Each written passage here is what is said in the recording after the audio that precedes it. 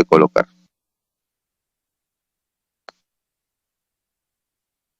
Bien, ahora sí.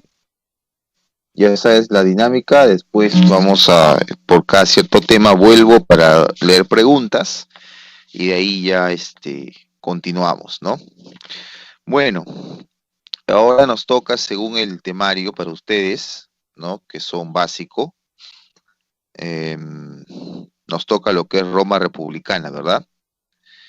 Y bueno, Roma, recuerda, es una civilización que es una civilización que se ubicó en lo que hoy día es la península itálica, ¿no? Lo que hoy día es Italia.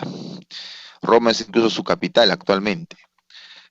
Roma, si hablamos del territorio romano, o sea, de la península itálica, está rodeado, era vecino de varios pueblos importantes, ¿no? Los pueblos italotas, por ejemplo, los umbros, samnitas, apulios, ¿no? Etruscos y otros. Eh, Aparte de la misma geografía de la península, ayudaba bastante a Roma para tener varios productos agrícolas. Italia es muy fértil porque también es una zona de volcanes. Al norte de Italia tenemos a los Alpes, ¿no? Que es el límite natural de Italia. Y de ahí tenemos una llanura fértil hasta que no para pues hasta el océano, hasta el mar Mediterráneo. Incluso al medio de Italia hay una división natural que es los Apeninos, que es como una especie de columna vertebral para Italia, ¿no? Porque divide varias zonas y también determina el curso de los ríos que van a irrigar todas sus valles, ¿no? Por eso es que Italia es de por sí una península, fue una península muy geográficamente muy útil para Roma, ¿no? Y también recuerda que Roma es una ciudad fundada hacia más o menos el 753 a.C., según la tradición por Rómulo, ¿no? Según la tradición por Rómulo, ¿no? La famosa leyenda de Rómulo y Remo, ¿no? Que supuestamente ellos dos descendían del dios Marte y, bueno, nacieron, por supuesto, digamos que de casualidad, y también sobrevivieron de casualidad, ¿no? Porque su cesta, donde ellos estaban, digámoslo así, a la deriva en el río Tíber, terminaron pues criados por una loba, la loba Luperca, y después por un pastor, ¿no? Que los cría hasta su adultez. Pero bueno, eso es ya una cuestión dentro de la misma leyenda, ¿no? Y Rómulo vendría a ser también el primer rey de Roma, según también esta tradición. Por eso es que el primer sistema que va a tener Roma va a ser la monarquía, ¿no? La monarquía va a ser el primer sistema que va de 753 al 509 a.C. Tenía incluso dos tipos de dinastías. La dinastía, por un lado, tenías la dinastía latina y la dinastía etrusca, ¿no? Son dos dinastías que tenía la monarquía romana. Y de esos reyes podríamos resaltar de repente, lo digo de forma rápida porque lo que vamos a ver ya más es la República, pero quería dar igual esa introducción. Podríamos resaltar de la primera a Rómulo y podemos resaltar a Tulio Hostilio, ¿no? No, a Anco Marcio, ¿no? Porque Anco Marcio es el que construye el puerto de Ostia, que es muy importante para el desarrollo de Roma. Y del lado etrusco reconocemos a Tarquino Prisco y a Servio Tulio, ¿no? Tarquino Prisco, ¿por qué? Porque construye el Circo Máximo, un lugar de atracciones muy importante en Roma, y también la Cloaca Máxima, ¿no? Que va a ser una especie de desagüe de los pantanos que rodean Roma para poder, digamos, unir las famosas 7 colinas de Roma. Y además eso fue importante para la expansión de la ciudad y por una cuestión de salubridad, para secarlos esos pantanos, ¿no? Insalubres. Y Servio Tulio por ser el que va a dar el primer censo en Roma, ¿no? El primer censo general en toda Roma, que también va a incluir dentro de la estructura social a un grupo foráneo, y este grupo foráneo van a ser los plebeyos, ¿no? Justo ahora, cuando hablemos de la organización social, vamos a ver el origen de los plebeyos también, o en qué consiste este grupo grande. Bueno, finalmente la República Romana se impone. ¿Por qué? Porque también uno de los grupos, precisamente, que se consideran foráneos, va a buscar tener más derechos. Entonces, el sistema monárquico ya no se da abasto para poder, digámoslo así, buscar un tipo diferente de representación Así que el modelo que se acercaba a esa representación va a ser la república. ¿Por qué la república? Porque república, si hablamos del término general, viene de la palabra res publicae, ¿no? Res viene a ser la cosa y publicae lo público o lo nuestro, ¿no? Entonces, si uno une las dos palabras, sería la cosa de todos, ¿no? O la cosa nuestra, si hablamos de la palabra, de la raíz de la palabra república. Y esta idea de la cosa de todos o la cosa nuestra nos da a entender que es un sistema que busca ¿qué cosa? La participación, ¿no? Por eso es que la República Romana es el sistema político más semejante a la democracia ateniense. Debes recordar también que Roma tuvo una influencia helénica en sus primeros años y cuando se crea la República Romana también tuvo influencia de la democracia ateniense, incluso en la legislación que después se va a crear, porque recuerda que el derecho es uno de los aportes más importantes que tuvo la cultura romana, ¿no? Bueno, entonces, desde el año 509 al año 28 se desarrolla la República Romana, ¿ya? Y obviamente dentro de esta república tenemos una organización social importante, ¿ya? Y es básica entenderlo. ¿Cuáles son estos grupos más importantes dentro de la sociedad romana? Tenemos los siguientes: patricios, clientes, plebeyos, esclavos. ¿Ya? Esos son los 4 grupos principales de la República Romana. Ahora, ¿cuáles son cada uno, no? ¿En qué coinciden cada uno? A ver, los primeros que vamos a hablar son los patricios, ¿ya? Bueno, si tú te acuerdas de Grecia, te debes acordar que Esparta y Atenas tenían también que los descendientes de los fundadores de estas ciudades, de estas polis, eran los que tenían los privilegios, ¿verdad? Eran los ciudadanos. Ya, igualito aquí en Roma. Los descendientes de los fundadores de Roma se les llama patricios. Patricios viene de la palabra pater, los padres, ¿no? Son los padres de la patria, son los que dieron origen a la ciudad. Los patricios son descendientes o están compuestos de las gens, ¿no? ¿Y qué son las gens? Las gens son, recuerda, la familia en Roma, ¿no? Son la base esencial de todo el sistema romano. Y en este caso las gens fueron las familias que se establecieron en el Valle del Lacio, cerca del río Tíber, y fundaron Roma. ¿Ya? Eso es la base en principal, la gens. ¿Y qué cosa es una gens? Repito, es una familia en gran parte que tiene vínculos, por supuesto, sanguíneos, territoriales, tiene vínculos también míticos, porque tiene un origen también supuestamente mítico, ¿no? Y ellos van a fundar, como te digo, la Roma antigua, ¿no? La Roma que supuestamente crea Rómulo, ¿no? Ya, ellos son los patricios, ¿no? Por eso que ellos tienen, por lo tanto, el derecho a ser ciudadanos, son, por supuesto, los que tienen privilegios y por supuesto también los nombres de sus familias son muy reconocidos en Roma, por lo tanto tienen también propiedades, pueden acceder a las magistraturas más importantes, ¿no? Pueden ser parte del Senado, pueden incluso ser cónsules, porque recuerda que esas son autoridades que existen dentro de la República Romana, ¿ya? Entonces, ¿qué tipo de derechos tenían, no? Por ejemplo, podían ocupar, como te dije, ¿no? Pueden ser jefes incluso también de las legiones romanas, ¿no? Pueden integrar a los colegios sacerdotales, que son importantes para poder formar a futuros sacerdotes del culto, ¿no?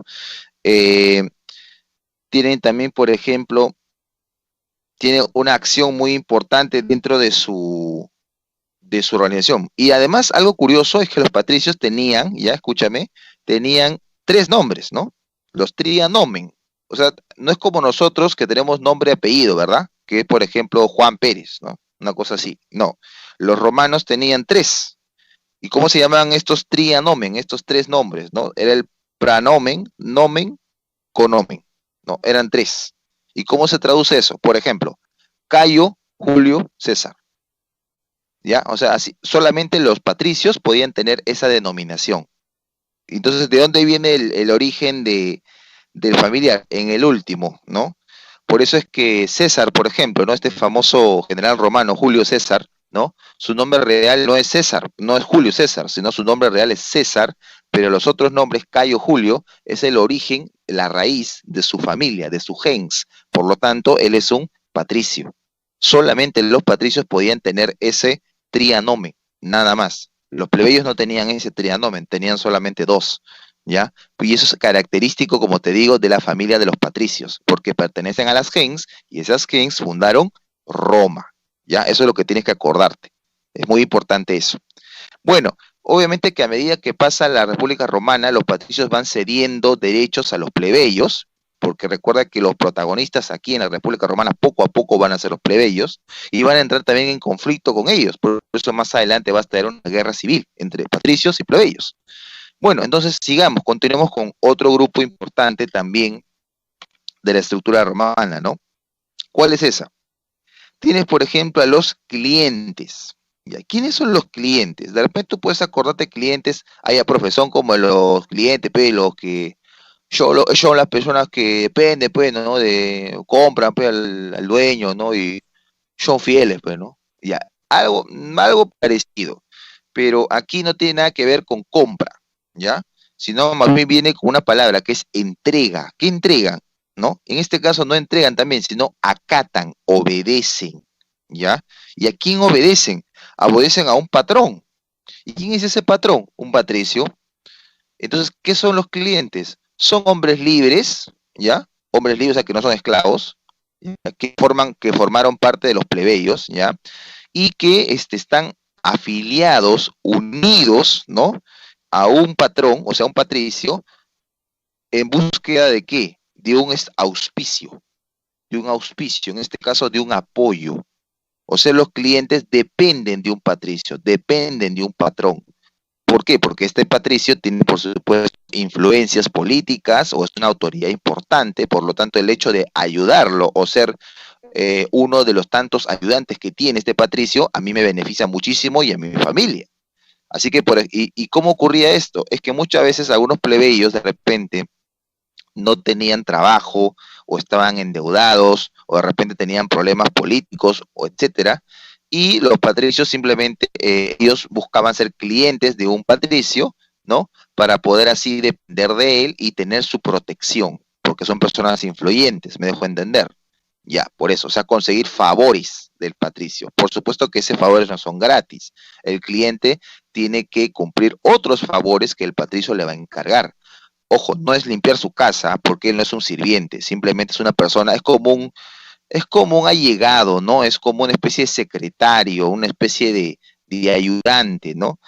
Incluso en las casas de los patricios era normal ver que fuera de sus casas, en la puerta, se encontrase un banquito, una banca de mármol, porque ahí siempre desde muy temprano, por ejemplo a esta hora, ¿no? A las 8 de la mañana, se ponían ahí los clientes en esa banquita esperando a que se levante el patricio, el patrón, por supuesto, y les dé las órdenes del día.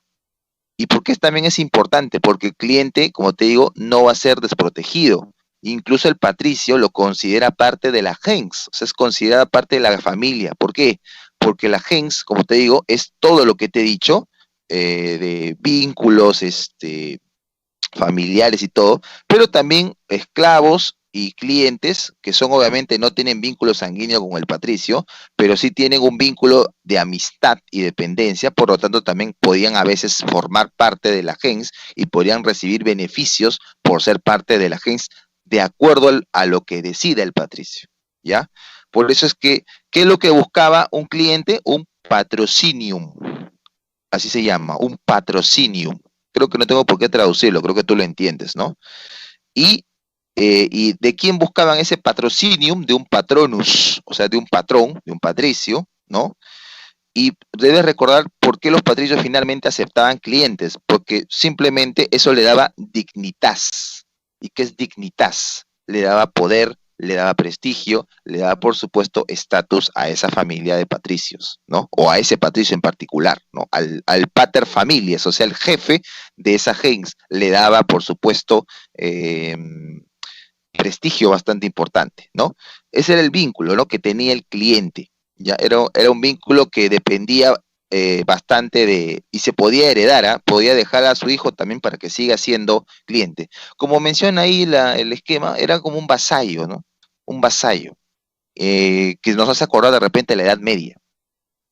Bueno, y de ahí tienes a los plebeyos, que es un grupo más grande, por supuesto, hay un grupo más grande, y ese grupo, por supuesto, los plebeyos en su primer momento, por si acaso, ya, por si acaso, los plebeyos en un primer momento eran foráneos, o sea, era gente que llegó a Roma porque querían trabajar, ¿no? O porque se dieron cuenta que esta ciudad estaba en pleno crecimiento, ¿no? ¿Quién los incluyó por primera vez? Servio Tulio, el rey romano Servio Tulio los incluyó dentro de las centurias, dentro de su censo los va a agrupar en centurias. ¿Y para qué entraron los plebeyos primero a Roma? Entraron para poder trabajar en el campo, en las haciendas de los patricios, y también como artesanos, porque tenían habilidades. Con el tiempo los plebeyos fueron más gente que los patricios, y los plebeyos buscaron también derechos, ¿no?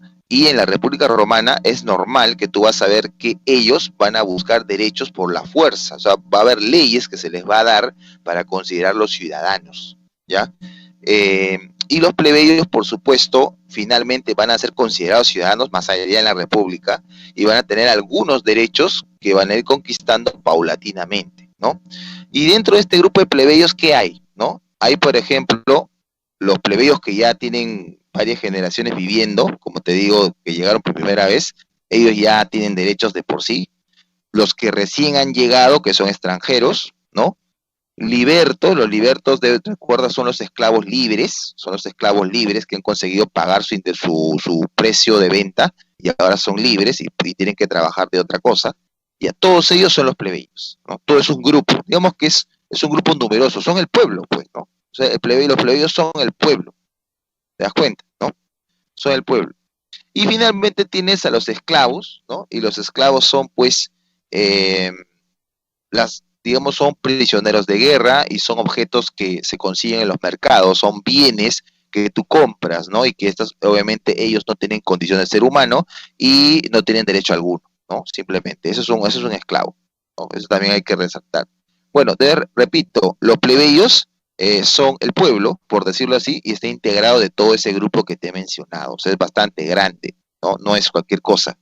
Y en la República Romana, repito, van a tener bastante participación, ¿no? Plebe, incluso plebis, el término plebis, de ahí viene el término plebeyo, significa hijos de la tierra. Es decir, que ellos no pertenecen a las gens romanas, porque no son patricios, pero conquistaron sus derechos poco a poco, ¿no? Bien, ¿hasta ahí alguna pregunta?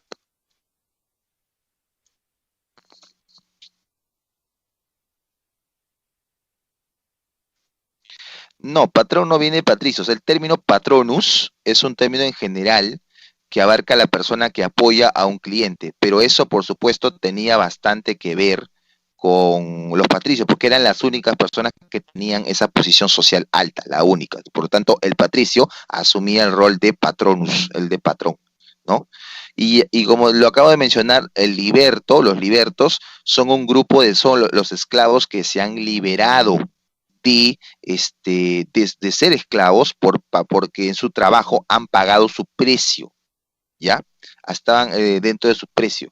Sí, durante la República los libertos estaban dentro de los plebeyos, ¿ya? Pero como pasa el tiempo, los libertos se van haciendo un grupo aparte, tan importante, ya más adelante, o sea, en el Imperio Romano, por ejemplo, los libertos ya se hacen un grupo tan fuerte que finalmente en el Imperio Romano ya son ya separados y se transforman en la fuerza laboral porque ya los plebeyos se han enriquecido con las conquistas y todo y muchos de ellos ya no trabajan en los campos y ellos son en gran parte personas que van a trabajar el campo durante la República, durante el Imperio Romano. Y después de los libertos ya no hay libertos también porque ya ellos se han transformado, digamos, en personas también ya de posición, ya tampoco tienen nada y finalmente los romanos no les queda más que acudir a los bárbaros, ¿no? Y los bárbaros ya son los que trabajan finalmente en los campos en Roma hasta la caída de Roma. Eso es lo que va a pasar, ¿no? El plebeyo podría tener un cliente. Más adelante los plebeyos obtienen algunos plebeyos obtienen poder y sí tienen la posibilidad de ser patronus, pero eso ya te hablo en el Imperio Romano. En la República no, en el Imperio sí. Ahí sí ya se puede. ¿Ya? Ahí sí van consiguiendo más. Incluso surgen otros grupos más, ¿no? Surgen otros grupos más. ¿Mm? Por esa razón. Vasallos quiere decir persona dependiente, ¿no? Como una especie de caballeros que dependen bastante de una persona por favores. Es un vasallo, ¿no? Que no tiene vínculo de servidumbre, no, sino que es libre, pero se asocia a alguien porque necesita un beneficio, necesita algo. Ese es un vasallo, ¿ya? Bien, ¿Cómo van ganando los plebeyos ese poder? Bueno, en primer lugar, porque son parte del ejército. Muchos de ellos son parte del ejército, ¿ya? Y otros, después de las conquistas romanas, también van obteniendo otra especialización en sus negocios, ¿no? En sus negocios, porque no solamente plebeyos, no solamente eran campesinos, también eran artesanos, tenían también talleres, o sea, no eran pobres algunos. Y ellos van a acumular ese poder precisamente en el transcurso del tiempo. Van a acumular ese poder gracias a los beneficios que le van a dar los emperadores romanos, ellos van a también conseguir beneficios y van a crecer. Tanto así que en un momento los plebeyos, algunas familias de plebeyos se van a ser tan poderosas que van a reemplazar a los patricios en algunas cosas, ¿no? Por ejemplo, ¿cuáles eran las familias de patricios más famosas? Los que eran Valerios, Fabios o Flavios, ¿no? Claudios, Cornelios, es el nombre de alguna de las gens romanas, ¿no? Pero después en el Imperio Romano, las plebes, los plebeyos más poderosos ya tienen también sus nombres propios, ¿no? Por ejemplo, los que son decios o sempiones ya son apellidos plebeyos, ya no son patricios. O sea, ya hay un cambio más adelante, ¿no? Aquí el poder económico es importante, no es tan influyente, es mitad-mitad, ¿no? Mitad-mitad, de una u otra manera, ¿no? Sí tiene, de hecho, importancia el poder adquisitivo, pero más en la cuestión de relación, el linaje. Pero con el tiempo, eso ya te dije, pues, se va perdiendo, porque los plebeyos no tienen linaje, pues, ¿no? Los plebeyos que quieran asumir buscar su patrocinio, esos son clientes, se transforman en clientes, ¿no? Eso es. ¿Y un extranjero también es considerado plebeyo? Sí, también es considerado plebeyo, ¿no? Pero son personas que recién llegaron, están dentro también del grupo de plebeyos. El grupo de plebeyos es, como te digo, es grande, ¿no? No es un grupo chiquito, son varios tipos de personas. Bien, sigamos.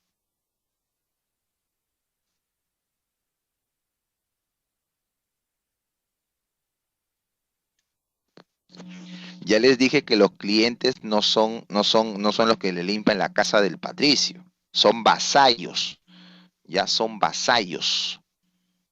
Y si no sabes qué es vasallo, ya te dije cuál es la idea del vasallo. Es un ayudante, no un sirviente. Sirviente es alguien que depende de él de forma casi esclavizante. No, son personas libres, pero que se unen por algún favor, ¿ya? Y si no, bueno, busca el término en Google, googlea, pon vasallo y da la definición de qué es un vasallo. Bueno, a ver, ¿cuáles son las instituciones más importantes? Tienes, por ejemplo, el Senado, que es la institución más poderosa, ¿verdad? Que fue fundada por Rómulo, según la tradición, y estaba integrada por 300 miembros. Esto además elegidos por los censores, que eran también magistrados importantes dentro de la República. El Senado en un primer momento se le llama así porque estaba conformado por ancianos, por eso que el término Senado viene de senectus o senatus, y eso tiene que ver con la palabra ancianidad, ¿no? O vejez, pero por experiencia, no por otra cosa. Incluso el Senado es tan importante en la República Romana que el emblema principal de los romanos viene el término SPQR, ¿no? ¿Y qué es SPQR? ¿No? Senatus Populus Quantus Romanus, ¿no? Y quiere decir el Senado al pueblo de Roma, ¿no? O es el pueblo de Roma. Es que quiere decir que el Senado era la institución que representaba a todos los ciudadanos romanos, por supuesto a patricios y a los plebeyos que después poco a poco, como te digo, van a ganar derechos, ¿no? Poco a poco.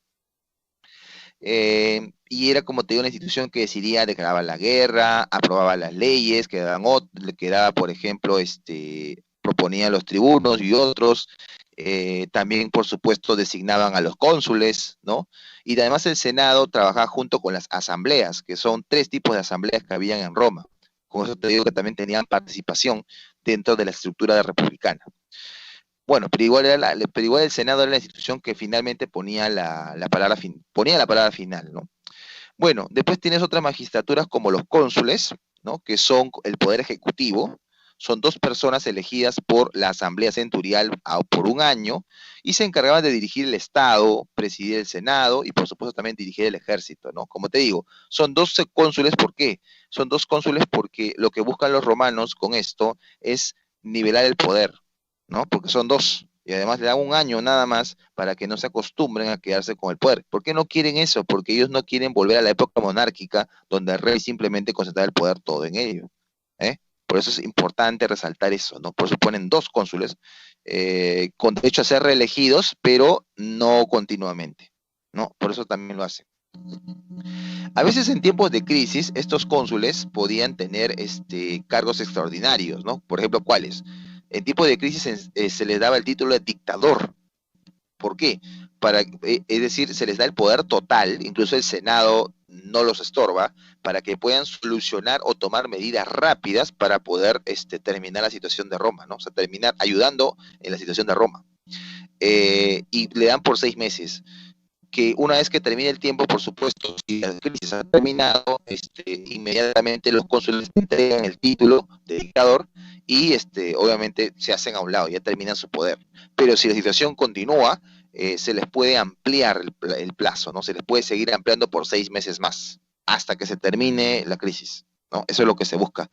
Después, en la etapa final de la República, vamos a ver que el cargo dictador ya no va a ser entregado por eso, ¿no? Va a ser entregado ya por cuestiones políticas a caudillos militares que habían logrado tener éxito, y el Senado va a tener que entregar el título de dictador para evitar pues que estos caudillos terminen cerrando el Senado y generando pues una monarquía. Pero eso va a ocurrir después. Después tenés a los tribunos de la plebe. Ellos son los funcionarios más importantes de los plebeyos porque ellos representan sus derechos. Ellos son los defensores de la plebe en el Senado. Los tribunos son las personas que incluso tienen el derecho a veto. ¿Por qué a veto? Veto quiere decir que se encargan de poder censurar cualquier ley que el Senado produzca y que va en contra de los intereses del plebeyo, de los plebeyos. Por eso que el cargo de tribuno, que era elegido por la asamblea tribal, que es la asamblea que únicamente tenían los plebeyos, ellos, por supuesto, tenían una condición de ley, de tribunicia potestas, ¿no? Quiere decir que tienen una especie de... son autoridades muy, muy importantes, ¿no? Sagradas. Tanto así que la plebe los protege, ¿no? Si alguien se atreve a tocar a un tribuno de la plebe, obviamente que podía ser linchado por los plebeyos por haber tocado a su representante. Eran personas muy queridas, muy respetadas en su momento, por el derecho de poder defender a los nobles, perdón, a los plebeyos, ¿no? Entonces, repito, tenían el derecho a veto. Veto quiere decir petar, quiere decir anular, ¿no? Anular leyes que iban en contra de los plebeyos. También podían proponer leyes a favor, ¿no? También hacían eso. Y los patricios tenían, y el Senado, que estaba integrado en su mayoría por patricios, tenían por supuesto que acceder en gran parte a las peticiones del tribuno, ¿no? Porque si no, obviamente puede haber de repente un foco popular que no podrían controlar, ¿no? Era una autoridad muy importante. Bueno, ¿qué otras magistraturas tenemos dentro de Roma republicana? Tenemos, por ejemplo, los pretores, que se encargan de administrar justicia, gobiernan las provincias conquistadas. Esto se va a ver, por ejemplo, cuando ocurra la expansión romana, ¿ya? Eso va a ocurrir. Y además serán elegidos por la Asamblea Centurial. Los censores son más bien autoridades que se encargan de realizar el censo, el conteo de la población, el registro de sus actividades, la edad, sus pertenencias y otras cosas más, para tener obviamente un registro general de todo y para también, de acuerdo a eso, cobrar impuestos, ¿no? Pero el que se encarga de cobrar impuestos no son los censores, eso lo hacen los cuestores, y también, por supuesto, se encargan de ver las costumbres romanas que se vayan a desempeñar y la moral romana, la identidad romana no se vea perjudicada con algún tipo de cosa diferente, ¿no? La educación también es parte de los censores porque ellos se encargan de ver también las escuelas que forman la República Romana, o sea, en los territorios que son parte de la República Romana.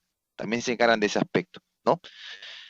Bueno, de ahí tienes a los cuestores, que son encargados de las finanzas, los gastos de tesoro público y también los archivos, donde está la fuente principal de información, y también cobran impuestos. Y los ediles gobiernan las ciudades, cuidan el ornato. Ornato quiere decir la belleza de las ciudades, y por supuesto que los mercados estén aprovisionados, estén llenos de alimentos, y también se encargan de organizar las distracciones públicas. Por ejemplo, ellos organizan los famosos juegos del Circo Máximo, ¿no? O hacen también naumaquias. ¿Qué son naumaquias? Naumaquias son como una especie de atracción donde llenan en un coliseo la arena del coliseo, ¿no? Llenan de agua y hacen representaciones de batallas navales en esa arena. O sea, hacen como una especie de réplicas de barcos que están en plena batalla naval, ¿no? y la gente que está expectando ese espectáculo obviamente es para distraerse, porque esos espectáculos eran gratis, no costaban nada, eran dirigidos al pueblo, incluso tenían alimento gratis. Eso lo hacían en gran parte para poder controlar a la plebe, ¿no? De cualquier tipo de revuelta, ¿no? Que puedan hacerla en algún momento por algún derecho o algo. Por eso es que un famoso rey romano que era Tulio Estilo, no, perdón, Tarquino Prisco decía, ¿no? Pan et circenses, ¿no? ¿Qué quiere decir eso? Si el pueblo te protesta, ¿cómo haces para tranquilizarlo? Dales pan y circo, ¿no? ¿Qué es eso? ¿Cómo que pan y circo? Pan porque le das algo para que, gratis, y circo para que se distraigan. Entonces después de eso se van a olvidar de sus demandas y no te van a molestar más, ¿no? Ese es un lema que en Roma lo van a aplicar mucho, un lema que lo van a aplicar bastante.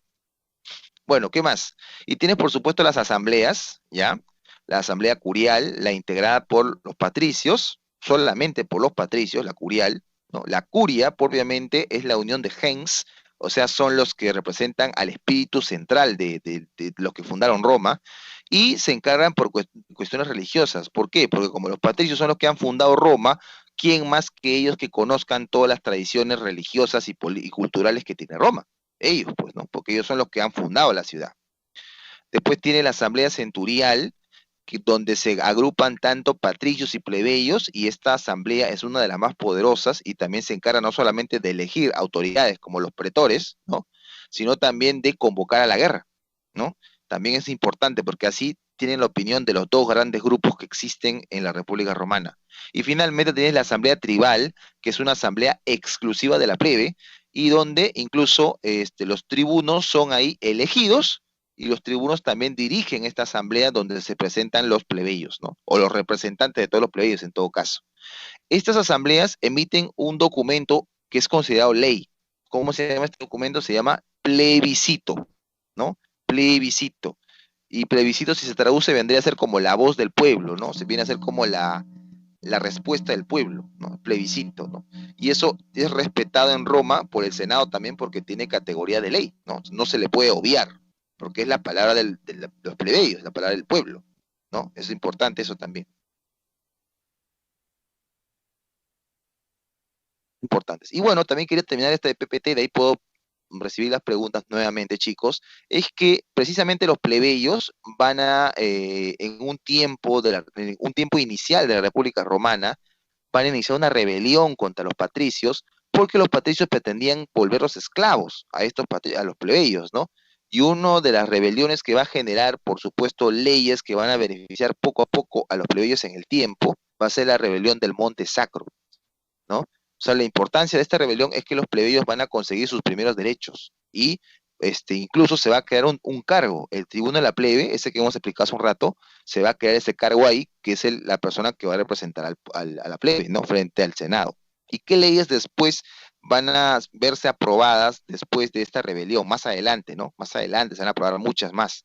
Por ejemplo, la primera de todas, las 12 tablas, que menciona la igualdad entre plebeyos y patricios, y esta fue inspirada bastante en la legislación ateniense que existía en la época, ¿no? O sea, date cuenta, 496 es casi contemporáneo con Pericles, ¿no? Con la época de Pericles, el famoso estratego que gobernó Atenas después de las guerras médicas, ¿no? De las guerras médicas, casi por ahí. Entonces, la ley de las 12 tablas, repito, da la igualdad entre patricios y plebeyos, por lo tanto, los plebeyos no pueden ser esclavizados. ¿Ya? Ahí va uno. Otro, ley canuleia. La ley, dicen que el amor todo lo puede, ya, pues digamos que la ley canuleia traduce esto. ¿Qué permite la ley canuleia? Matrimonios mixtos, o sea, patricios se pueden casar con plebeyos. Por amor, no sé. La cosa es que se pueden casar, ¿no? Se pueden casar. ¿Habían plebeyos ricos? Claro que sí. Con esos plebeyos ricos podían casarse los patricios también. O sea, esa permite la ley canuleia. Ley licinia, ¿qué permite? Que los plebeyos puedan postular a ser cónsules. Antes solamente este cargo era netamente los patricios, pero ahora no. Ahora sí pueden postular al consulado gracias a la ley licinia. Otra ley importante, ley Ogulnia. ¿Qué le da esta ley? Acceso a los plebeyos a los colegios sacerdotales. O sea, los plebeyos también pueden prepararse en el culto romano sin necesidad de ser patricios. O sea, también obtienen ese derecho, ¿no? Y eso también, ¿por qué lo hacen? Para que los plebeyos se identifiquen más con Roma, pues. Eso también lo hacen, ¿no? Por ello. Y la ley Hortensia quiere decir que los plebiscitos, las decisiones de la asamblea tribal, la que te expliqué hace un rato, son reconocidos como ley. Por lo tanto, no se les puede ignorar, ¿no? Esas son las leyes más importantes. Las 12 tablas, Canuleia, Licinia, Ogulnia, Hortensia. ¿Qué tipo de asambleas teníamos? Curial, centurial, tribal. ¿Qué tipo de autoridades teníamos en Roma?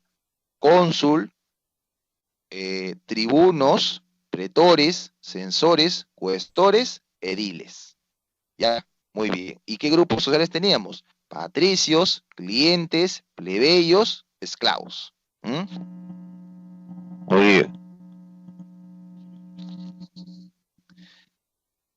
¿Algún tipo de pregunta, chicos?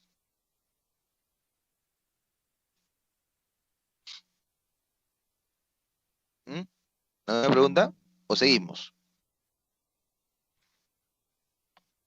¿Se entiende? Son las asambleas que formaban Roma. La centurial, por ejemplo, conglomeraba a patricios y plebeyos por igual, y la tribal solamente a los plebeyos. Era la asamblea de los plebeyos, la tribal, nada más. Y centurial le llaman así porque une a la población en centurias, en grupos de 100, para poder decidir los asuntos romanos junto con el Senado. O sea, un grupo paralelo a las decisiones que tomaba el Senado. O sea, ese ya más directo la asamblea centurial, era la más directa, aparte del Senado. El Senado ya solamente confirmaba lo que la asamblea centurial había decidido. Había más plebeyos que patricios, había más plebeyos. Por eso es que finalmente tuvieron que darles derechos, pues si no se les venía encima. ¿Mm? ¿Alguna otra pregunta? Ah, ¿qué pasaba si mataban a un tribuno? Muy fácil, te linchaban, te linchaban. ¿Quién te lincha? La plebe, porque has matado a su representante. Porque es alguien que tiene... Ah, las autoridades, me había olvidado, las autoridades romanas que te he mencionado, pretores, cuestores, tribunos, tienen un poder especial llamado imperium. ¿Y qué es el imperium? Imperium quiere decir que son autoridades intocables, son autoridades que tienen, que están por encima de cualquier otra autoridad y la única que está por arriba de ellos es el Senado, nada más. Pero tienen esa categoría, por lo tanto nadie los puede tocar, incluso hasta pueden usar la famosa túnica púrpura, la túnica púrpura que identifica bastante a las personas que tienen ese poder, ¿no? La túnica púrpura, y tienen derecho también a hacer qué cosa, tienen derecho a tener una curul, ¿no? ¿Y qué es una curul? O silla curul le decían a las sillas donde se sentaban estos magistrados en el Senado, silla curul, así se le llama. ¿Mm? ¿Por qué está en paréntesis? Porque los plebiscitos se llaman las leyes, y los plebiscitos son las leyes que da la Asamblea Tribal, y la Hortensia permite que los plebiscitos que da la Asamblea Tribal sean reconocidos como ley. ¿Me dejo entender? Por eso está dentro de la categoría que he mencionado, ¿no? Esas las decisiones de la plebe, ¿cómo se les llama? En la Asamblea Tribal, plebiscitos. Por eso está así. Listo. ¿Otra pregunta más? Entonces continuamos, porque tenemos hasta qué hora, 9:30, ¿no? Pero igual tenemos que terminar 9:15. Muy bien. Ahora sí. No, el tribuno no era un cargo intocable, no lo podía revocar, porque es el cargo del pueblo. No se puede, no se puede, es intocable. Eso fue el acuerdo de la rebelión del Monte Sacro, que ¿cómo se llama? No se pueda, que el cargo de tribuno era intocable e inviolable. Y también tiene la categoría imperium, por lo tanto no se le puede revocar. A un pretor, a un cuestor, sí, pero el caso de un tribuno, imposible. No se puede. Porque el hecho de hacer eso sería quitarle al representante del pueblo. Y no se puede hacer eso. A los plebeyos, en todo caso, ¿no? Es por eso no se puede sacar. Bien, vamos ahora sí a la otra parte importante también de la República Romana que va a generar, por supuesto, su crisis final. Y eso es la expansión romana, ¿no? Eh, Primero Roma tuvo que conquistar la península itálica, o sea, Italia, para poder, por supuesto, de ahí extenderse a otros territorios, ¿no? Primero tuvo que vencer primero a los etruscos, que eran sus rivales más fuertes, y los samnitas, ¿no? Hubo una guerra incluso con los samnitas, 3 guerras llamadas las guerras samnitas, donde llegaron incluso a ser humillados durante un tiempo los romanos, pero finalmente se impusieron a estos rivales, ¿no? A estos rivales que eran sus vecinos en Italia. La última gran conquista que hicieron en Italia fue derrotar a la Magna Grecia, ¿no? ¿Qué es la Magna Grecia? Era toda la zona sur de Italia, habían colonias griegas, ¿no? Una de ellas, las más famosas, era la Tarento y Siracusa, ¿no? Eran las más famosas de esa zona, y las más poderosas también. En vista que en ese momento Roma ya era una potencia militar en Italia, los griegos no les queda otra más que convocar a un rey muy importante en Grecia. ¿Y cuál era este? Era Pirro, ¿no? El rey Pirro. Pirro, rey de Epiro. Epiro era una zona de Grecia, ¿no? Y Pirro acepta la invitación para pelear contra los romanos, porque Pirro se sentía pues como si fuera un segundo Alejandro Magno, ¿ya? Y él va con elefantes de guerra, va hacia Italia a pelear contra los romanos. Y qué es lo curioso, es que Pirro gana todas las batallas a Roma. A los romanos les gana, sus elefantes aplastan a los legionarios romanos y simplemente Pirro era imparable, ¿ya? Pero había un problema, que en cada batalla Pirro perdía el doble de muertos, tenía el doble de muertos que su rival. O sea, por ejemplo, si tenía 2000 muertos Roma, en una batalla, Pirro sacaba 4000, ¿no? 1000 muertos. A pesar que ha ganado la batalla, tenía más muertos. Entonces, eso obviamente no le convenía, porque si no, todas las batallas va a ser así, no pasa nada, pues no tiene que ser más bien al revés. El enemigo es el que debe tener más bien, el derrotado debe tener más bien más muertes, y no pasaba así. Finalmente, Pirro pierde todo en una sola batalla que no pudo ganar. ¿Y cuál fue esa batalla? La batalla de Benevento. Ahí donde Pirro perdió todo y tuvo que retirarse de Italia hacia Grecia. Por eso que después de esa derrota surgió una palabra, la palabra victoria pírrica. ¿Y qué es victoria pírrica?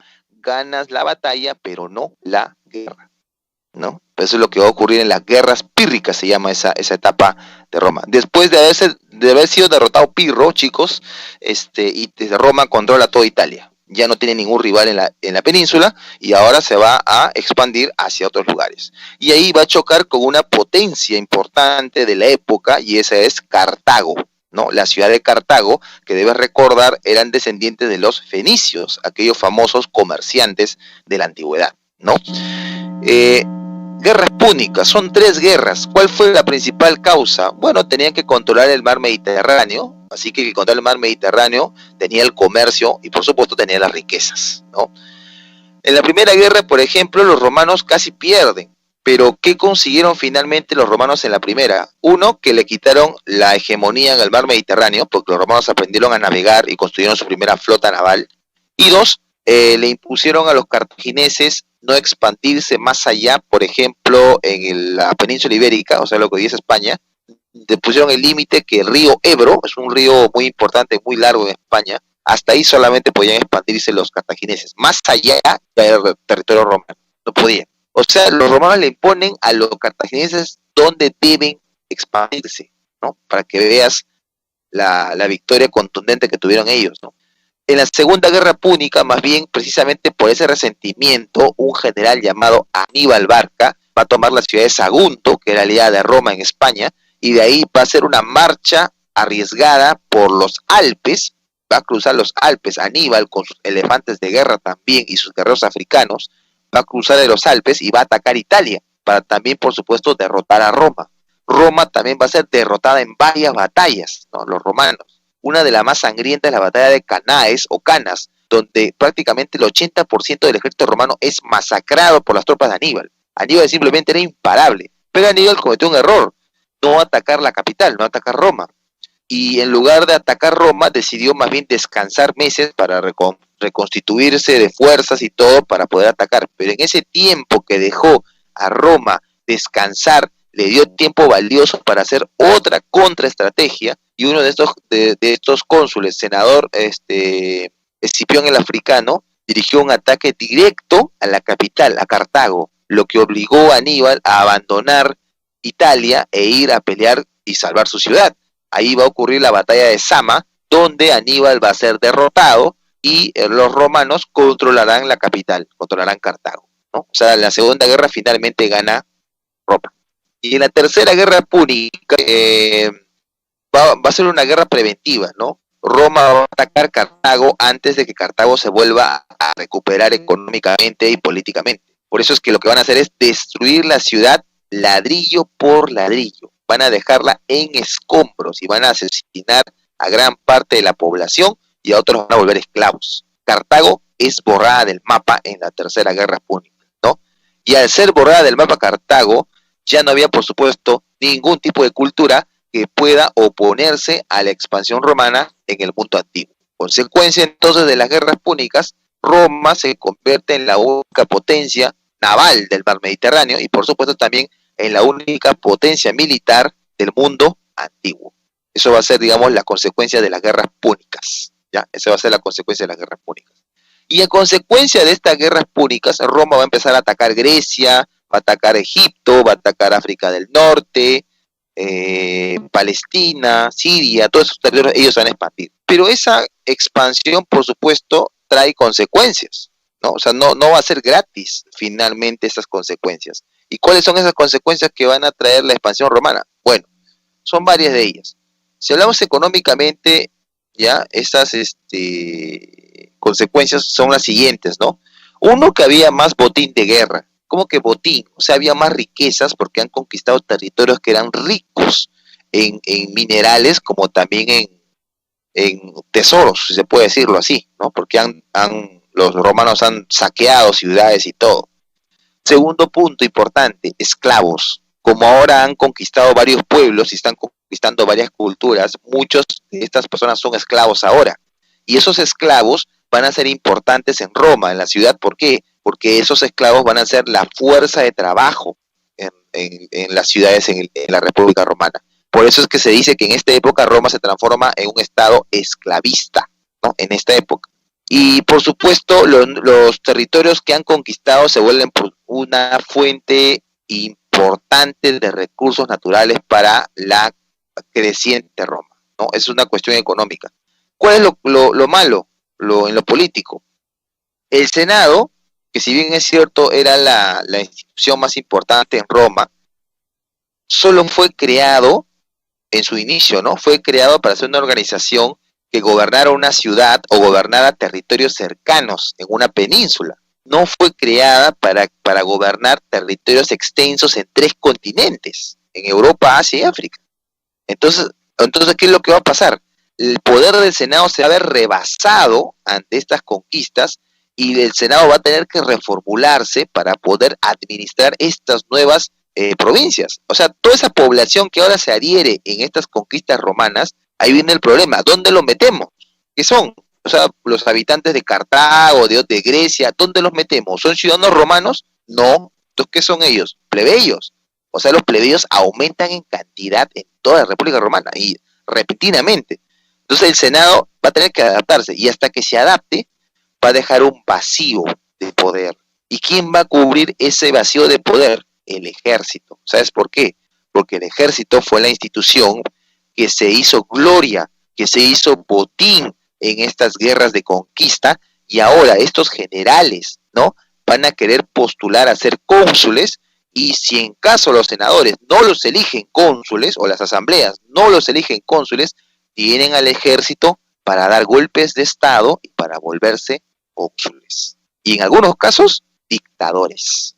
¿Ves? O sea, va a haber también una disputa entre el Senado y el ejército.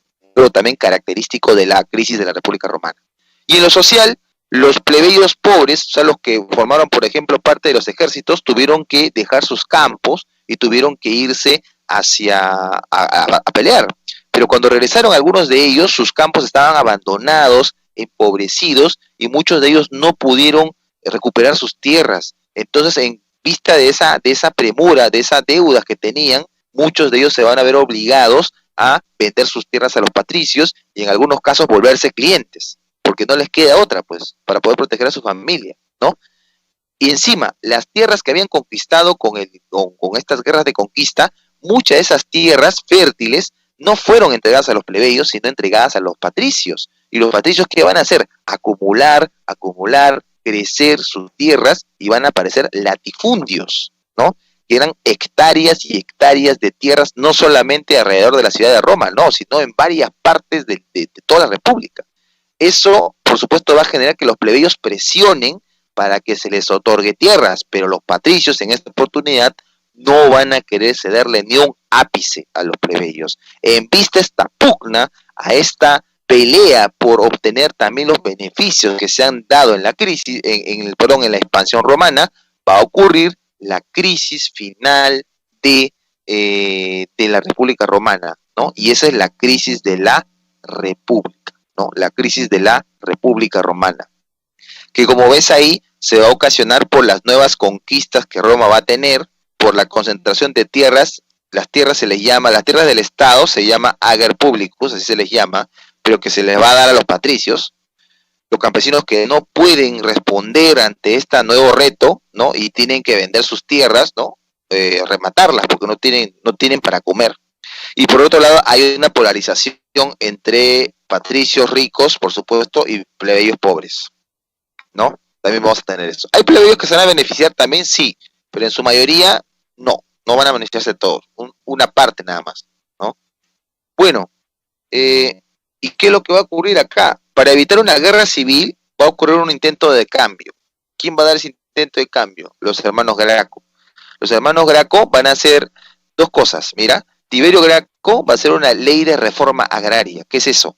El Tiberio buscaba que el Senado, él era tribuno de la plebe, así que date cuenta que tenía un cargo importante, ya, pero Tiberio quería que los patricios dieran su brazo a torcer y algunas partes de las tierras que han conseguido se las entreguen a los patricios pobres, a los plebeyos pobres, perdón, para que puedan obviamente subsistir con esas tierras, incluso que el Senado dé una ley para poder subsidiar, o sea, digamos, dar dinero a esta gente para que se recupere, ¿no? Pero los patricios se cerraron, incluso dentro del Senado también se cerraron con Tiberio Graco, y aquí va a ocurrir algo que antes no existía, para que veas que había crisis. A Tiberio Graco lo van a matar, ¿no? Matan al tribuno, ¿no? Matan. Y cuando los plebeyos, por supuesto, buscan a los culpables, los senadores se tapan entre ellos. Entonces quedó impune la muerte de Tiberio Graco.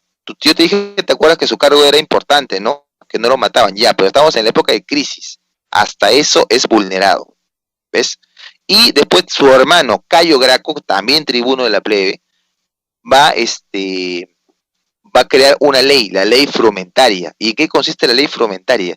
Que el trigo que se da en Roma o en toda la República Romana en general, todos los territorios, sea a bajo precio o en todo caso gratis. Se dé trigo gratis. ¿Por qué? Porque uno de los productos básicos de la dieta romana, chicos, era la harina de trigo. Entonces, eso lo comía desde el plebeyo hasta el patricio. Todos comían harina de trigo y obviamente hacían pan. El pan era un producto básico ¿por qué crees que el cristianismo en sus liturgias siempre resalta bastante esta cuestión del pan y el vino?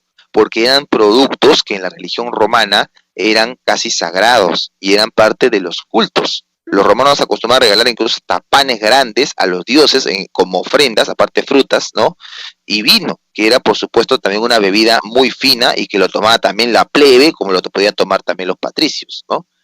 Entonces, por eso te digo que el trigo, lo que buscaba Cayo Graco era que sea más barato o en todo caso sea gratis, ¿no? ¿Por qué? Porque incluso hasta los molinos donde se podía moler el trigo eran de los patricios. Entonces, ellos son los que ponían el precio. Pero Cayo Graco finalmente es presionado políticamente dentro del Senado y Cayo Graco se va a ver presionado a suicidarse. Y Cayo Graco se mata. Para evitar más problemas, se mata. Al morir los Graco, ya no hay nada que impida que se desarrollen las guerras civiles entre patricios y plebeyos, por lo que te he estado mencionando. Van a aparecer dos partidos políticos representados en el Senado. ¿Cuáles? Los populares, que representan a los plebeyos, y los optimates, que representan a los patricios. ¿Ya? ¿Cuántas guerras civiles vamos a tener acá? 3. La primera de ellas va a ser entre Cayo Mario, que representa a los populares, y Lucio Cornelio Sila, que representa los optimates. Este conflicto entre ellos dos eran generales, ¿no? Y eran también, pues, ojo, ellos son patricios, ¿ah? Ellos son patricios, y Cayo Mario es un patricio que está representando los derechos de los plebeyos, cosa rara, ¿no? Pero sí, habían plebeyos acá que sí apoyaron a plebeyos, a los plebeyos en todo caso de más recursos. Se hizo famoso Cayo Mario por ser general, ¿no? Y entre ellos va a ocurrir, por supuesto, una guerra civil, ¿no? Y uno de los lugares más importantes fue la toma de Roma, donde finalmente Mario pierde en esta toma y Cornelio finalmente se transforma en dictador, ¿no? Sila se transforma en dictador de Roma. ¿Y qué pasa con Mario? Mario se suicida, por vergüenza, por no haber conseguido la victoria con Sila. Sila, en su dictadura, logra poner un poder total a los patricios, e incluso empieza a quitarle derechos a los plebeyos, quitándoles, por ejemplo, la ley Ogulnia, y quitándoles, por ejemplo, la ley Anuleia, ¿no? De matrimonios mixtos. O sea, le quita derechos a los plebeyos, ¿no? Y eso va a ser importante porque los plebeyos van a acumular más y más, por supuesto, revancha contra ellos, ¿no? Contra los patricios, principalmente dirigidos por Sila. Después, al poco tiempo, después que muere Sila, va a ocurrir nuevamente un tiempo de zozobra, un tiempo de crisis, ¿no? Va a continuar la crisis. Por lo tanto, se van a crear pactos, y estos pactos, uno de ellos, el más importante, van a ser los famosos triunviratos. ¿Y qué es un triunvirato? Es la alianza o pacto de las tres personas más poderosas de Roma, y evita ese triunvirato, lo que hace es evitar entre las tres personas que haya una guerra civil en Roma, sino que continúe la estabilidad. Pero ¿qué es lo curioso acá? Que los triunviratos no eran elegidos por el Senado, sino al contrario, eran organizaciones que fueron independientes, o sea, que se crearon muy aparte de la palabra del Senado. Eso quiere decir acá lo que te dije, ¿no? El Senado está perdiendo poder, ¿no? ¿Y quiénes formaron estos primeros triunviratos? El primero de ellos fue formado por Julio César, Pompeyo y Craso, ¿ya? Es el primer triunvirato. Julio César, Pompeyo y Craso. Esas tres personas eran generales y también, por supuesto, eran miembros de los patricios, ¿no? Y ellos tenían vínculos con Sila, ¿no? El anterior dictador. Por ejemplo, Pompeyo y Craso fueron tenientes de Sila. Pero Julio César fue sobrino de Mario, ¿no? El que se mató, pues, en la Primera Guerra Civil, ¿no? Que no consiguió la victoria, era su sobrino. Ya, de esos tres, Craso muere primero porque se va a conquistar Persia, ¿no? Conquista Persia, pero lo matan, ¿no? Termina como una alfombra, lo despellejan y se transforma en un cojín donde se sentaba el rey persa, ¿no? Por eso que Craso cometió un craso error, ¿no? Ahí está esa palabra, ¿no? Craso error, un error gravísimo, ¿no? Después César es enviado a las Galias para poder conquistar, las Galias, recuerdas, Francia, y los galos durante mucho tiempo habían sido considerados por los romanos como enemigos muy poderosos, ¿no? Y ahora César, después de casi 4 años, conquistó todas las Galias, toda Francia, y pudo adherirla al Imperio Romano, a la República Romana. Después César, cuando regresa sus tropas a Italia, él pensó desarmarlas en el río Rubicón, porque esa era la ley romana, ¿no? Si tú eres un general victorioso, lo que tienes que hacer es desarmar tu ejército en el río Rubicón y de ahí solo, sin ejército, venirte a Roma para ser premiado. Pero en ese momento ya había fricción entre Pompeyo y César, porque Pompeyo representaba a los patricios y estaban cercanos a los senadores, y César a los plebeyos. Así que si César dejaba su ejército en el Rubicón, como la ley decía, obviamente que al momento de llegar a Roma, Pompeyo lo podía capturar y ejecutar. César finalmente cruza el río Rubicón con su ejército y da la famosa frase, ¿no? Veni, vidi, vinci, ¿no? Que es vine, vi y vencí, ¿no? Y también, por supuesto, la frase alea jecta est, ¿no? En latín, que quiere decir la suerte está echada, ¿no? Y empieza ahora la Segunda Guerra Civil, Julio César contra Pompeyo, ¿no? La Segunda Guerra Civil, César contra Pompeyo. Pompeyo es derrotado en la batalla de Farsalia. Pompeyo huye a Egipto para pedir asilo, para ser, por supuesto, protegido, pero el faraón Ptolomeo XII, para ganarse el favor de César, mata a Pompeyo, y cuando César llega a Egipto, le entrega la cabeza de Pompeyo en una bandeja de plata a César. César, por supuesto, rechaza este regalo, porque Pompeyo tenía vínculos familiares con César. Resulta que Pompeyo era su yerno, porque se había casado con la hija de César. Pero esta hija había muerto y Pompeyo, pues como murió la hija, ya entre César y Pompeyo ya había un vínculo débil porque ya había muerto la hija de César, ¿no? Pero se tenían igual respeto. César, estando en Egipto, termina pues atraído por los encantos de Cleopatra, ¿no? Y Cleopatra manipula con su belleza y con su destreza a César para poder convertirse en reina de Egipto, hace que César mate a sus hermanos, ¿no? Ella también envenena todas sus competencias, y finalmente ella se queda como reina de Egipto junto con un hermano que le sobrevivió, que era Ptolomeo XIV. Después César regresa a Roma y el Senado, para congraciarse con él, lo nombra dictador, ¿no? Dictador perpetuo. César, en los 3 años que va a gobernar en Roma, se va a convertir en una persona muy querida por los plebeyos, porque va a dar varias medidas a favor de ellos, va a recuperar las leyes que sí le había eliminado y va a dictar otras, y había también dado bastantes naumaquias, bastantes espectáculos a favor de los plebeyos, ¿no? Los plebeyos lo querían bastante. Finalmente César es asesinado en el año 44 a.C., cuando entraba al Senado, por algunos senadores patricios que formaban parte de un grupo que estaba en contra de él, ¿no? Recibe 60 puñaladas, de las cuales una fue fatal, ¿no? Al morir César, los generales de César y un sobrino también, un sobrino muy querido de él, van a, ¿cómo te digo?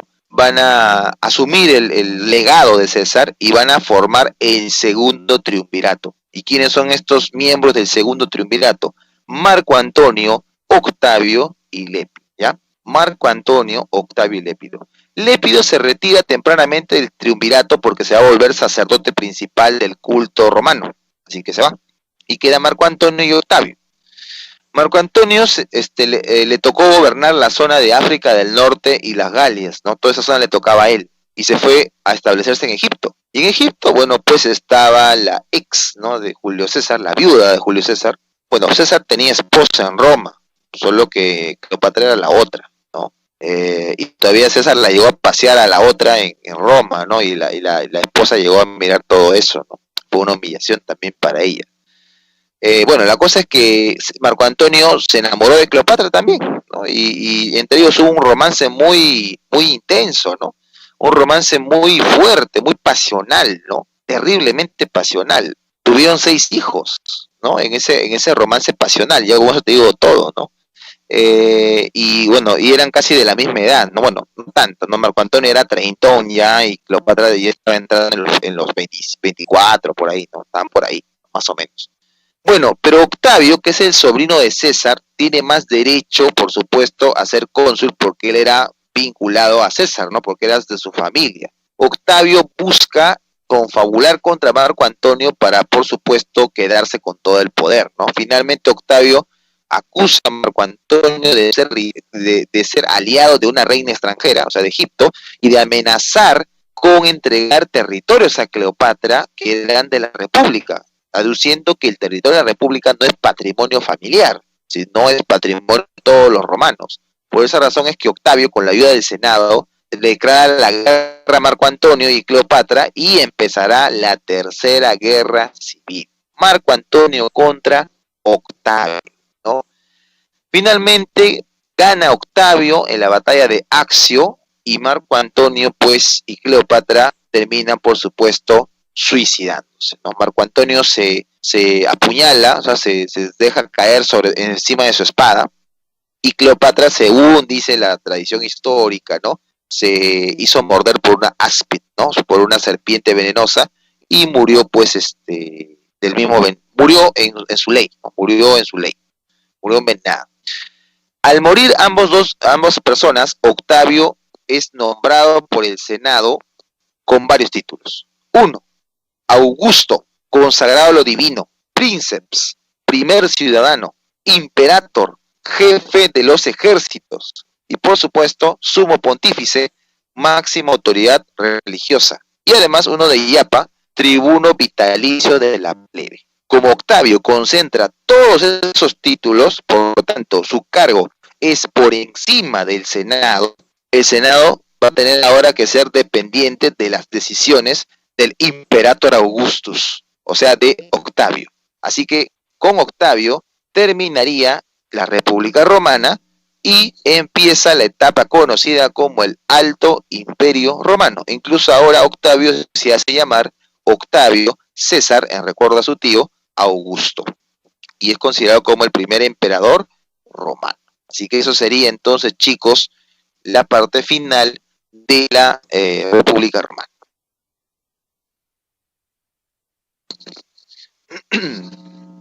Ahí empieza el Imperio Romano. ¿Alguna pregunta hasta ahí, chicos?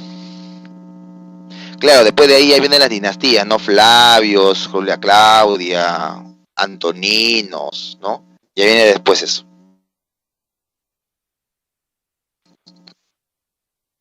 Ah, bueno, la rebelión de Espartaco es una rebelión que se da durante más o menos casi contemporáneo con el primer triunvirato. Fue el intento máximo que tuvieron los esclavos debido a la concentración de ¿cómo se llama? ¿Cómo te digo? Había una gran cantidad de esclavos, por la expansión romana, y las condiciones de muchos de ellos eran obviamente terribles.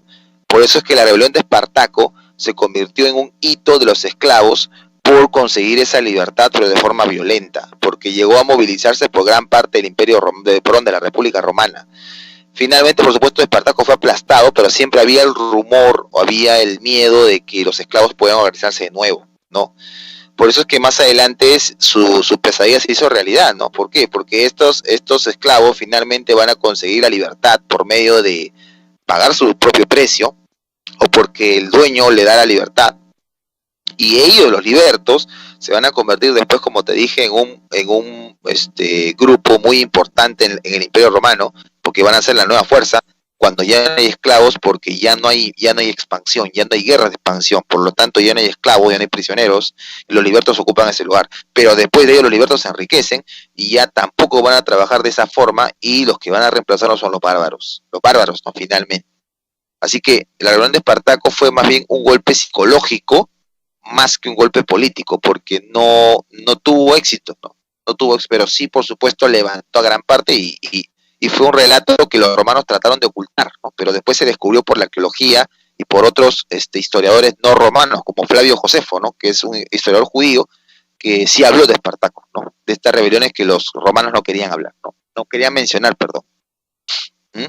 ¿Qué pasó con los hijos de Marco Antonio y Cleopatra? No se sabe. Algunos de ellos se casaron con algunos nobles durante el imperio y se perdieron. No se sabe exactamente qué es lo que ocurrió, ¿no?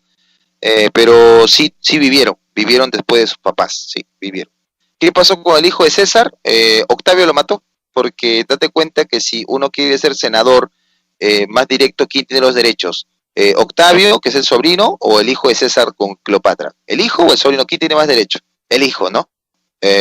Por lo tanto, Octavio lo desapareció. ¿Cómo se va el hijo de César y Cleopatra? Cesarión lo desapareció. Después de que ya murió Cleopatra, lo desapareció él. ¿El territorio romano se debe a las guerras púnicas? Sí, en gran parte sí, porque de ahí Roma ya no tiene oposición para poder conquistar otros territorios. Ya no tiene. Pues, ¿quién fue el último rey? Tarquino el Soberbio. Tarquino el Soberbio. Es el último rey de la monarquía. ¿Alguna otra pregunta? ¿Sí? ¿Se entendió? ¿Por qué Aníbal no atacó Roma? Porque él sintió que las fuerzas que tenía, que habían mermado por las batallas que habían tenido en Roma, porque los romanos habían peleado muy bien, pero habían perdido, necesitaba descansar sus tropas por todo ese ajetreado avance, y también necesitaba reforzar con otras tribus que había en Italia que eran enemigas de Roma, para que pueda crecer su ejército y con eso recién poder atacar Roma, porque él sabía que Roma iba a pelear pues hasta el último, iba a pelear calle por calle, avenida por avenida, ¿no? Eso es lo que buscaba. Pero finalmente ese tiempo hace que Roma reúna más legiones y termine atacando la misma capital, Cartago. Y eso obliga, por supuesto, a ¿cómo se llama? A que Aníbal abandone el plan y se vaya a atacar, a defender su ciudad, pues, ¿no? No le queda otra. Tuvo que defender su ciudad. Y recuerda que Cartago está en África del Norte, no está en Europa, ¿no? Bien. ¿Era Octavio Patricio? Claro que sí, era Patricio, porque recuerdo pertenece a una Julia Claudia, a la familia, a la gens Julia Claudia, y una gens ya sabes muy bien que es un patricio. Tribuno vitalicio de la plebe, o sea que va a ser tribuno hasta que se muera, hasta que, porque los tribunos gobernaban más o menos un cerca de 6 años, ¿no? Y se les reelegía. Pero él es vitalicio porque, o sea, él es defensor número uno de la plebe, no hay nadie más. Octavio no, Bruto sí, Bruto, Cayo Junio Bruto, Marco Junio Bruto, él es el que era un hijo adoptado de César, él supuestamente conspira contra él, ¿no? Y él está incluso en el asesinato de César. No, los tribunos comúnmente no abandonan su cargo, era un honor tener ese cargo, ¿no? Los linchaban probablemente, ¿no? Pero no lo abandonaban. No se conocen casos, ¿ah? O no que yo haya leído. Bien, pasamos al examen, chicos. Pasamos al examen.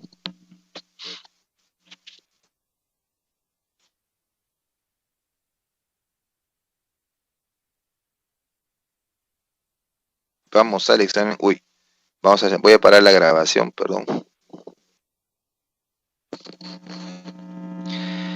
Ya tengo acá la pregunta. En la 2 dice: la rebelión del Monte Sacro ocurrida en la República Romana significó en lo social. Eso hemos explicado qué es. Fue el grupo social que consiguió la posición política durante la República. También hemos dicho quiénes son.